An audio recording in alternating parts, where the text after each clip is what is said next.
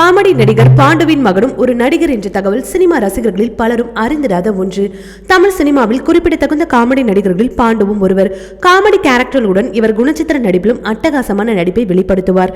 பெரும்பாலான முன்னணி நடிகர்களுடன் இணைந்து நடித்திருக்கிறார் பாண்டு. காமெடி நடிகர்கள் ஒவ்வொருவரும் வித்தியாசமான பாடி லாங்குவேஜை வெளிப்படுத்துகின்றனர். அதுபோல பாண்டுவும் கண்களை சிமிட்டி தனக்கே உரிய டயலாக் டெலிவரியை வெளிப்படுத்தி கவனம் ஈர்ப்பார்.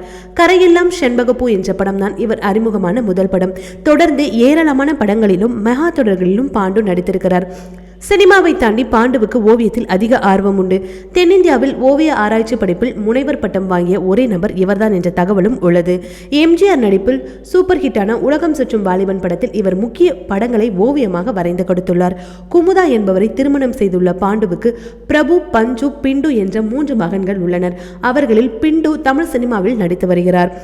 வெள்ளச்சி என்ற படம் மூலம் அறிமுகமான பிண்டு தொடர்ந்து சில படங்களில் ஒப்பந்தம் ஆகியிருக்கிறார். இதற்கிடையே கொரோனா தொற்றால் பாதிக்கப்பட்டு பாண்டு உயிரிழந்தார் என்பது கவனிக்கத்தக்க விஷயமாக உள்ளது. சமீபத்தில் பிண்டுவின் நேர்காணல் யூடியூபில் கவனம் பெற்றது. அவரது தந்தையை போல பிண்டுவும் சினிமாவில் ஜொலிக்க ரசிகர்கள் வாழ்த்தியுள்ளனர். ஓகே வியூவர்ஸ், இது போல சினிமா செய்திகளை நீங்கள் உடனுக்குடன் பார்க்க மறக்காம சினி டைம்ஸ் சேனலை சப்ஸ்கிரைப் பண்ணுங்க.